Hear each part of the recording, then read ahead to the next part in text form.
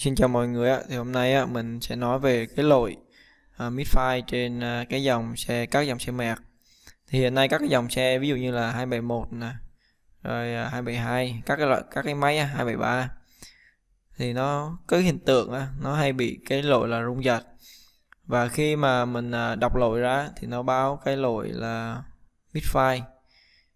Thì cụ thể là trên cái dòng mà E250 và mình đang xử lý cho một con của khách hàng thì cái khách hàng nói là buổi sáng cái xe này nổ lên thì nó sẽ bị rung, và khi mà mình tới tới chỗ mình kiểm tra thì nó báo lỗi là misfire, và cụ thể là misfire trên máy số 4 và máy số 2.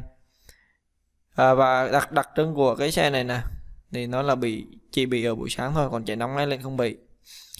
Và mọi người lưu ý luôn, có rất nhiều cái hiện tượng như vậy trên các dòng xe mẹt, và đây là có thể nói là một trong những cái bạn gọi là kinh điển, kinh niên của các cái dòng mẹt.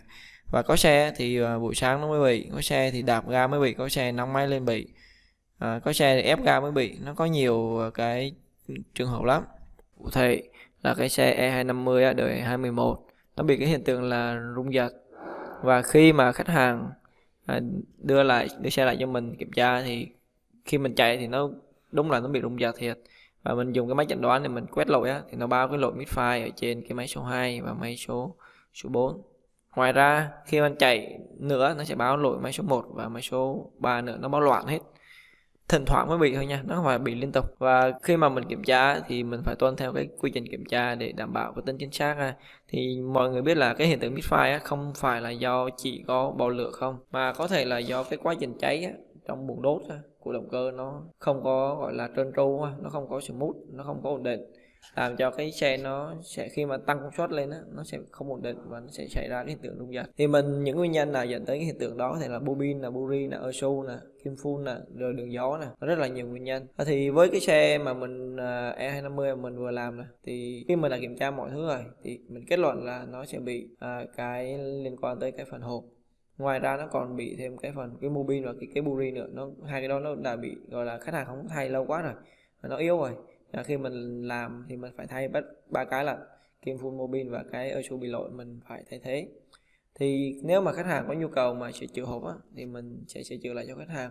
Tại vì những cái lỗi này là hầu hết là những cái xe mà nó bị đang còn nhẹ thì hầu hết là mình gọi là sửa chữa hộp thì nó rất là ok Tại vì nếu mình thay thế những cái linh kiện nó rất là tốt thì cái độ bền của cái hộp rất là cao. Và nếu mà mọi người nghi kim phun thì mình có thể là dùng cái băng thử để mình kiểm tra cái lưu lượng phun, cái tia phun của cái kim phun để cho nó ok. Còn để kiểm tra đường gió thì mình phải dùng máy chẩn đoán và mình chạy rồi mình xem cái lượng gió nó báo về để coi cái lượng gió nó có đủ hay không. Đó là một số cái mà mình kiểm tra. Thì với cái xe mà mình vừa làm thì khi mà mình làm xong thì mình sẽ chạy thử ở các cái điều kiện mà lúc mà khách hàng nói là tôi chạy cái điều kiện này nó bị, thì mình sẽ chạy để mình kiểm tra coi mình đã phết lỗi ok không, và cái xe này đã phết thành công. Cảm ơn mọi người đã theo dõi video ạ.